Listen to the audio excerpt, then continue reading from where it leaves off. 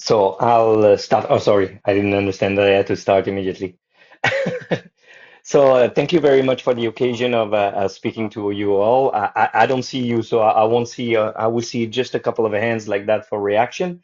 I wanted to talk to you about the subject of how my family actually keep breeding roses that function pretty well in a lot of places in the world, but including in the United States.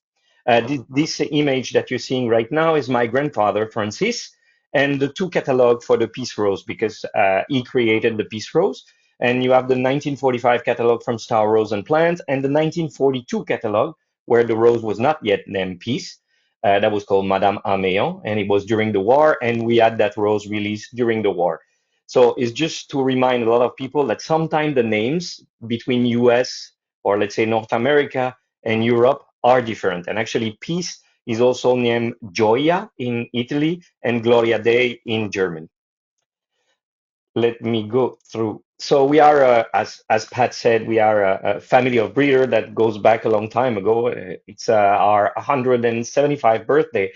And so my family started with Mr. Joseph Rambaud, then Francis Dubreuil, then the first Meilland arrived in the family, Antoine Meilland.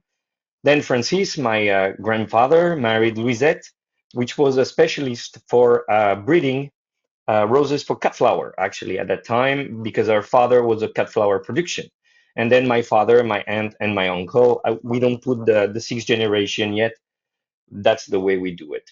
So you know Joseph Rambaud actually for the rose Perle d'Or, which I'm sure you already seen it, and it's 1884. Actually, Joseph was a gardener. The picture doesn't show that he was a gardener. Actually, he's pretty well dressed for a gardener of the 18th century, 17th century, 19th century, sorry. Well, he's a fantastic breeder, but he didn't know how to sell the roses, and that's why they came out a long time after he stopped breeding, because it's his son-in-law actually, which was a tailor, and thought that it was a great idea to release the varieties from his father-in-law. He's called Francis Dubreuil, and you know him for a variety called Francis Dubreuil, which you can find actually pretty much in US still, and Crépuscule, which you can find a little bit everywhere in the world. Then come my grandfather, Francis, because Antoine Papa Meilland didn't breed anything. He just concentrated on growing roses, and he had two World War to manage the company, so it was a bit different times. And his first variety was Golden State, 1937. It's actually Mr. Pyle that came and picked up that variety for the event in California in that time, and then Madame Meilland Peace, beautiful roses. My grandmother was a real genius of breeding, and she was, as usual, little Italian, so not really outspoken unless her husband leaves the spot. And but she bred Bonica and Eden Rose, which I'm sure you all know. Bonica being one of the first rose for landscape, actually, it was tested for landscape, and that's what we're going to talk about after. And Eden Rose, well, I mean, do I need to introduce that rose? I don't think so. And my father, I take a picture when he's middle aged, so we have the same age on that picture. That makes me laugh a lot. And you know him from Papa Meilland, Prince Jardinier, which you call in US Francis Meilland, the name of his father, and Lavender Medellin. So we have a big rose heritage, and this is what actually I'm talking a lot about because everywhere we go, we can find the variety from our family. So that's a little bush of Perle d'Or that you can find in Germany, in Baden-Baden. My father, a couple of years ago in Japan, in front of a Francis Dubreuil plant, and a row of crepuscule that was planted in Australia. So how can those rows perform a little bit well everywhere where they were born in just Lyon, France?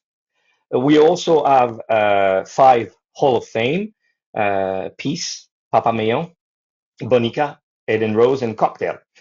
The other breeder, actually, I used to say the other breeder only has one, but Austin got a second one. So I have to say the only breeder has only two, and we have five. So we're really, really proud of it. And it's a work that we do for years and for years of testing our varieties a little bit everywhere.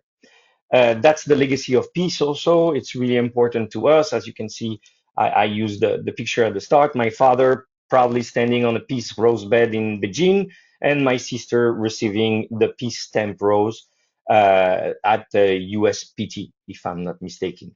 There's the catalog of 1945 of Star Rose, and that was a huge event for my family because we didn't know what was happening in US at that time, and we had ideas only a couple of months after they released the Rose piece. So roses actually, to use it in public spaces, you need a lot of data to be able to understand how they behave. So that's the USDA zone map that you know, but actually you know your US zone map. You have no idea maybe how's the word is doing, and you can see that France, which is on that on the right middle of the screen. Um, well, I mean, it's much more hot than the rest of US. You have a big difference of coldness in US, while in Europe it's really warm. That's why I usually say in Europe it's not the hardiness that is really important. And you can see that other places, Australia, for example, is pretty warm. All those places are interesting. In Europe, you can see that we don't get zone 4. It doesn't exist. We have a little bit of zone 5, and most of Europe is in zone 6, 7, and even 9. Then it's really interesting to see also how much sunshine hour you get within a year, because that sunshine hour tells you a little bit how the plant will behave. So you can see that Europe has less sunshine hour than US. It's not a competition, guys. It's just facts. Huh? And then after you use the humidity and rain factor because it's really important. And you can see that the east coast of US and inland are pretty wet and the rest of US is pretty dry, while Europe is pretty wet in total. And the Chinese area is mostly really humid. So that will give you different results in your different testing zone. And so our primary testing zone in US is Bakersfield, and next to Philadelphia. I use Philadelphia because that's the main city around it. And you can see that those two zones are pretty different, even different from Paris, which is actually much more warm and less sunshine hour. I'll let you read that. But that's what's interesting is to take all your genetic line and then test it in different zone, if it's humid, if it's dry, low altitude, high altitude, because the altitude has something to do with growing roses, mostly for cut flower, but also for a regular rose. So it's always interesting to see. And that gives you the map of the test station of Meilland all over the world. As you can see, we have Pennsylvania, California. We sure test in different places. There's Texas also, but there's other smaller places that we test after we already had some good results. And that's really important to try those roses everywhere so you can have a scope, an imagination of what the next 20 years of climate will be. And so you can say that rose can be released in that area. And as we say in the Meilland and the House of Meilland is basically selecting is many pairs of eyes. So you can see our little group. You have the US that is there. You have the Australians. You have Dutch, Spanish, Italian, Chinese, Japanese, and they all in that field checking the roses and giving their mark. Also in function of their field and to see the difference between our field and their field and the reaction of the rose. This is a zero spray zone in Florida, in South Florida. It's a really interesting place because you can see that traditional roses in the back are not performing well in that environment. It's overhead water spray, and so it's not a real good cutback. But you can see that the drift in front, they are maintained the same way than the rest. And so that's a solution for hot and humid climate. And especially this variety was really performing well. We created the idea of a rose hell in 1980s in France, and we applied a zero pesticide or zero fungicide, just a little bit of food and water, and that was the idea, and that's 2021. I don't have a new picture of it. But we did the same Rosehell in Germany, for example. That's Rosehell, Germany, which is next to Tentau and Cordes, because the idea is to go so close to your competitors so you can find the same climatic condition and maybe you can think how they are breeding their roses or at least selecting the roses. And you can see an happy German there. It's Armin, our German friend, and that was Petite Knockout actually before it's released, and he had 3 days of full water, and he was surviving it pretty well, and so that's why you can see a German smiling on that picture. This is Pennsylvania. It's the easiest place to select roses. I mean, you just plant roses, they all die if they don't have black spot resistance. And so you can pick and choose the one that are surviving pretty well. It's an easy job for us. You can see the last one of the row that survived, it's ice cap. So we were looking for a white rose, really, really black spot resistant.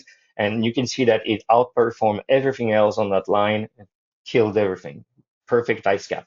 In California, actually, we are looking for the extension of the blooming, like as much as we can, get some blooms, maximum of blooms from early spring to late fall. The idea is to have roses all the time, even in summer, and that's what that field is really important for us. We also tested in China, Shenzhen in China. That's really interesting because you are below the 20th parallel. You get a lot of water, and so the results are different. Those fields are zero. Huh? We don't put any pesticide. We don't put any fungicide. You can see the difference between Knockout in the back and Papa Meilland. So Knockout is 2000, Papa Meilland is 1963. I'm not comparing. I mean, I'm a bit comparing apples and pears, but you can see the difference of the result. And when you're looking for a variety, well, you're looking also at the performance at the minimum care, and that's why it's interesting. So male roses are always working on different fields. This is the traditional rose, the HTs. You can see Delish. You can see Princess Charlene of Monaco.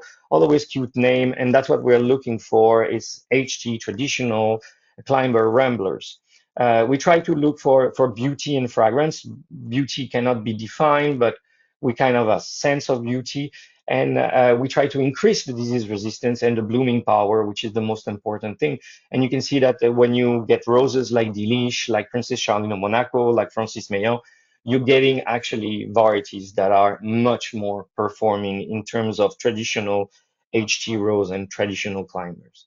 There was the Meilland that you might have known in the past. It was the first launch of varieties that was just for the landscape, for the side of the roads. And the idea came from Jacques Mouchotte and Jacques Ferrard, the two Jacks that was thinking ahead of the market. So they created that idea that landscape rows needed to have 4 points, and it's no pesticide, no fungicide. That's really important. Number two, mechanically cut back, produced by cutting to avoid having to get out suckers, and a maximum blooming. So at the time of the 80s, it was by wave, and now we are managing to have, since knockout, varieties that are permanently blooming.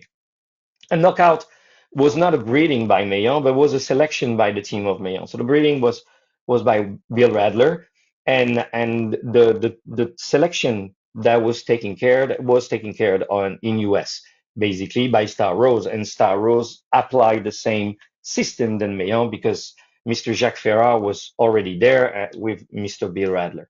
And so the variety was fitting perfectly to that line of mentality, own roots, mechanically cut back, you produce flowers as much as you can, and really important, no pesticide, no fungicide. It was not just a rose, it was a flowering shrub. And we're really happy that Knockout actually got the our sixth Hall of Fame for Meilland because Knockout was inducted as Hall of Fame for roses. The drift was an idea that we had after the Midland. It was really to see those varieties actually uh, really compact, really dwarf, and for small spaces because the garden was getting smaller and smaller for people. And the idea of the drift was let's get a compact landscape rose with the quality of the Midland, but really more compact. And the idea was again Jacques Mouchotte and Jacques Ferrard. They focus mainly on the fact that they take their installation really fast and then they don't move over that installation. It's less hassle for the people, and for smaller gardens it's much better. So what we always advocate for people is to use the roses in different settings. For the cities, So you have the roses for parks and garden. Roses doesn't have to be in rose park specifically. They can be just an agreement on the side of a bench or something like that. It's really beautiful. And then you can have roses in uh, a residential area. The landscape roses are pretty good for increasing the value of the area and showing a little bit the luxury of it. But you can also have it on the side of the road. It's a simple way of using landscape roses. It's really important actually to put more and more roses because they block fires, for example. They also bring some food for the foragers. If you select a good variety and you have Magic Meadowland in the down part, which is a landing strip for bees. So it's really important to have it also in those areas, and then you can use them also in slopes because it will maintain the soil and avoid some soil decay in those areas where you cannot really go permanently.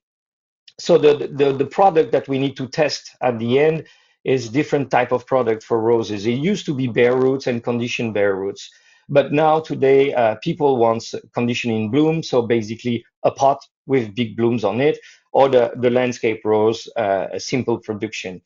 That's a big shift for selection actually, and we started to focus on that because of the Maryland, because the Maryland needed to be an outdoor production and landscape type of small pot.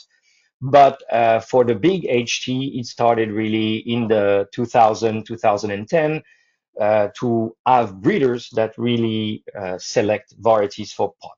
So all the varieties that are older than 2000 and that are working good in pots that you can see in garden center, that's a chance for the breeder. That's not the breeder that really focused on that for selection. We had a tremendous chance with Eden Rose. Eden Rose work perfectly in pot, and you can produce as many as you want. It's a beautiful rose in pot, so it works for the production. A cutting production, as you can see, that's my hand, and this is a cutting production area. So that's millions of rows produced at once in 7 weeks. That's a 7 week rooted cutting. And so the variety needs to be selected pretty well because you can imagine the energy and the dedication that is put by the producer if suddenly it doesn't work, if you get 70%, 60% of take of your cuttings, the grower is not going to be happy. And so the rows will never see the market. What I'm always talking about to people is when they point a rose at a breeder's place, they sometimes don't imagine how much things we need to check before being able to release the rose. Well, that's one of them. If the variety doesn't work by cutting, it cannot be produced by cutting. And so they put the variety, the plant, the rooted cutting directly in the field. That's the machine of Star Rose planting in the field of California, and that's 60 or 70,000 plants per day being planted with that machine. So it's a really process, and that's how you get all your bare roots from drift and from knockout. And that's the field of production. I put the drift because I like them and it's mine. But it's a field of production in summer after the plantation, and you can see that basically everything has been produced. There's no stop. And that's the bare roots, which is a shock usually for Europe because we don't have bare roots like this because they are own roots. And you can see the professional then potted those plants, and then all those plants are in bloom, even though they are overhead water and it's not the best condition, but you get a really good result. And that's really important to follow and select roses to be able to do that. In Europe, we do it differently. We don't go to the field actually, we go directly to the pot. People are repotting the rooted cutting, growing the plants. You can see a rooted cutting of drift in Europe growing. And then after we put them outside to make it hard, and then you have a beautiful plant to be sold in the garden centers. What's important for the to understand the urban landscape and then different places, different ways of doing it. But a rose garden, the rules have been set, and basically there's no different rose garden. It's always the same rows of roses. Sometime when a rose garden is badly maintained, I have a tendency to say that it is more a cemetery for roses because you have the little name and the dead plants in front of it. But basically, this is what it is, and it's beautiful. When it's well maintained, when the city wants to put the money into the maintenance, it's fantastic. And so you have all those beautiful HT rows with nice fragrance where you can walk through. And it's really, really nice. You have a more romantic way of doing it also. I would call it French way, more romantic. Basically standard roses like that come down. It's a landscape rose actually that is able to do that, and it makes really, really a beautiful effect. And then after you have all the real landscape rows that are simply put in parks and garden, and that always brings a lot of color if you do your jogging or if you walk through, and it's really appreciate to see that. You can see here knockout actually in Moscow. We did that a couple of well 20 years ago, I think. It was the best rows for those area because basically they were pretty good for the cold resistance, but they were blooming really fast. And that's a 3 year planting in Moscow of the knockout rose. You have it in the south of France also. It works pretty good. So everywhere it's tested, it's working. And you can see that with the olive tree, with the ambience, a little bit Mediterranean like California, it works pretty well.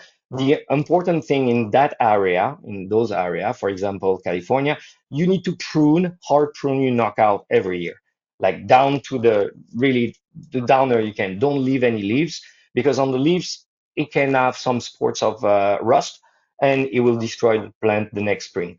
So a simple thing is to cut back and it's working perfectly. And you can see that knockout's working pretty well also when it is buildings. This is in Shenzhen in China, and we wanted to test roses over there because, well, they don't have a solution. They are below the 20th parallel. They have a lot of humidity. They have 6 months of sun and 6 months of rain, and they were asking to have beautiful roses, and that's a offspring of knockout that you don't have in US Sevillana Plus, but it doesn't matter. It works pretty well, and you can see that we found the roses for those areas. This is ice cap also in China. The Chinese market always said that they don't want white rose because basically it means death. They offer white flower during the for the cemetery and all that. But we slowly and show them that actually in the landscape, white is a pretty nice color to use. And so more and more usage of the white flower. This is also in Shenzhen. So basically that's the 20th parallel. That's really hot and humid and it's working pretty well. No pesticide, no fungicide put on it. I like that picture because I think it was made in France and how to make a crazy thing of an American thing. And so basically that's the double knockout and with white garlic and it works pretty well. I love that picture. And but if you don't look, you will see just a rose. There are people that doesn't know roses. They see a nice planting, a nice idea for their garden. They will ask the gardener what it is, and maybe someday they will come to the rose. You can also mix it in a low type of planting. That's you see the building is a little bit close to it, so basically there's no sunshine, but it's still working, and that's why it's fantastic to test it in different places. This is Kazakhstan. That's a big test for roses because over there it's minus 45. And as you can see, we don't protect the roses during the winter over there. We planted this for 3 5 years, and there was no problem with those old Maryland to be planted over there. I remind you, minus 45 degrees Celsius. I'm sorry, I'm really bad with Fahrenheit even though I was in US for 3 years, but I never caught up with it. This is Istanbul. Istanbul is also a really fantastic place for roses. There's more than 2 million Meyamo rose officially in Istanbul. I'm speaking with the city. We had a 20-year program to make it the best rose city in Europe, and I think they came to that point. That's La Sevillana over there, and La Sevillana is fantastic because you can set up the date of blooming by doing a simple cutback. So if you trim it, you have basically 50 days before it will put another bloom. So they can pinpoint for the National Day to have all the Sevillana in all the streets straight in bloom. So that knowledge we bring it to them, but we had to test it over there to be sure that it could be done. So you have to go local, totally local with those people to be able to understand how do they do that and how they will be able to give that show to the people. This is me with my Chinese agent. I love that picture because we stopped the highway to be able to look at which variety was on the road. So basically, that variety was really, really old. It was not, they were not happy about it, too high, too few blooms, and this and that. So that's why we're working with the people of Hangzhou to find better varieties for the roads over there. The technique is to put 4 plants per pots. It's going to be hot, it's going to be humid. Hangzhou is just north to Shanghai, so it's hot and humid. It's getting cold in winter, but not a lot of cold. And they have a problem because the summer is really, really hot. And so the plant is blocking. So we need to find plants that are not blocked by the heat and that will actually be able to bloom from spring to frost. Sometimes it's a little bit of challenge, but as a breeder, if you don't have challenges, it's not fun. Actually, it's not fun. This is the drift and a test of landscape in a small city in France. You can see that the 3 year picture, the one on the left is year one, and the one on the right is year three. And you can see that they barely grow. All the other plant grows, but the drifts stay compact. And that was a really important thing that we wanted to add in the roses is to uh, finish the shoots. Those big shoots that come out after the spring when your blooming is finished, you have those huge shoots that coming out. We wanted to get rid of it, and we managed to do it. So the drift are like that. I know you can complain a lot about our our HT that has a tendency to grow a little bit too high. That's a German selection usually. They tough, the disease resistance, but they go high. But our drift are not going high at all. So that's the drift also in the south of I think it's Texas if I'm not mistaken. It looks like Texas. But anyway, it's a hot and dry place, and that's why we were really happy to see it. With the excess of sun in that area, the drift has a tendency to grow a little bit bigger. They get 10, 20 centimeter more, but basically you get a good deal with the drift. They really look like a pillow of flowers. And then when people see it in the landscape, that's the fantastic thing is people starting to reproduce it inside their house and inside their garden. And so you can see those picture of a setup of a drift. This is the same plant that you find in landscape. We selected it for landscape. We introduced it for landscape people, but then after people starting to buy it and put it as a solution. This picture of a test of a drift actually in my city in Antibes. So I asked the mayor because he knows we are that big rose breeding company. And the mayor was like, "Oh, I want roses all over the city." The problem is they didn't put water. That's why you see the second picture is terrible. The roses almost died. They decided to put the water in the street, but not in the roses. So I told them that that was a bit stupid. They need to think about put water because it's like buying an animal and not feeding it. Uh, Plants needs water. They require a minimum of maintenance to be able to perform, and that's what our Japanese team understand pretty well. You can see that picture in Japan. That's I saw it. It's I took the picture. I'm not gonna lie, 16 years ago, and I was really happy to take that beautiful picture of peach drift. And I went back to Japan this year for Fukuyama Rose World Convention, and I was at Kesei. I was looking at the roses, and I asked him, "Is it the same plant?" And it was the same plant. So basically, it looks the same right now with a good maintenance. A lot of people ask me, "How long can rose survive?"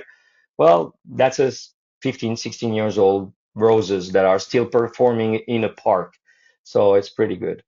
The future challenge actually for roses, and that's what we are testing right now, is vertical roses. I mean, it's not climbers, huh? I'm not speaking about climber, but I'm speaking about using roses for verticality. And so basically in cities now, there's no more space. We have barely balconies, and we can work on roses. This picture is not a high. It was taken before a high exists, and this picture is taken at the Bordeaux University. And yeah, no, they drink a lot of wine. I'm sure that's how they got the idea. But basically, Bordeaux University decided to put climber rose. So you have Eden rose, you have red Eden, all those rows. They are not performing perfectly, but the idea is there. The movement is set, and I think we should see more and more roses in that vertical landscape and in city. And that's why we also worked to market our roses to be put like geraniums. This is red drift, small plot, small plant in a small balcony in France. This is a typical balcony of the people in France, but you can see it's working. It's side of the window. And roses has to colonize those area too, because we have numbers in France. I don't have the number in US actually. Star Rose and Plants is taking care of us over there. But in France, one third of the people that buy plants doesn't buy roses, and one third of the people doesn't the that buy plants doesn't have a garden. So we put together the fact that if you don't have a garden, you don't buy roses, which is kind of true because if you look at the proposal from all the companies and all the rose grower, there's no balcony rose. There's barely balcony rose being proposed. And so we need to do that. And that's why we went with Petit Knockout. It's a Petit in the rest of the world, but in US it's Petit Knockout. Basically, that was the idea for the next generation rose. So for a specialist rosarian, you might find the internode between two leaves really interesting in that rose, but you might find the lack of fragrance and the lack of doubleness of the flower really not good. And I totally understand. This is not you. You are not targeted by that rose. We didn't design it especially for you. We designed it for the new generation that doesn't know how to take care of a rose, that doesn't know how to wait until the moon is at the right place to go 3 eye below and cut the rose. We make it simplify so they can, at 20, at 30 years old, start to buy their first rose, win, actually, really win, not let it die, and because it's a tough rose, and then after go to the next step and maybe go to a society like the IRS. It's really important. But you can see that we can still make some image that are less modern with it, and you can find the tree, you can find all those little things, and that looks like a real miniature in the middle of a setting like that. But that's a rose that is really easy to produce, and that was the one of the most important thing that we did. It was a production machine. And then the next level of thing that we want to introduce and want to show, those people are growing roses for cutting them outdoor, close to big city. And that's the future is Grace Rose Farm. And to us, that's one of the beautiful future for roses is to bring back the production, a part of the production to actually country of consumption. So that means US, Europe, by people that are passionate, that looking for the best roses. There you have Princess Charlene of Monaco. Just before you had Francis Meilland, and those are fragrant roses. They're less than 50 kilometers away from the place of consumption, and it is a great thing because you can discuss with them and know what actually that red rose or that pink rose is, and put the nose into it and use it without pesticide and fungicide. So this is the two main thing that we are looking at right now. And well, I hope you enjoy that presentation, and for sure I enjoy a lot of questions. So thank you very much. Well, thank you, Matthias, for letting us know about rose selection in different soil and climate conditions. Your program was well received.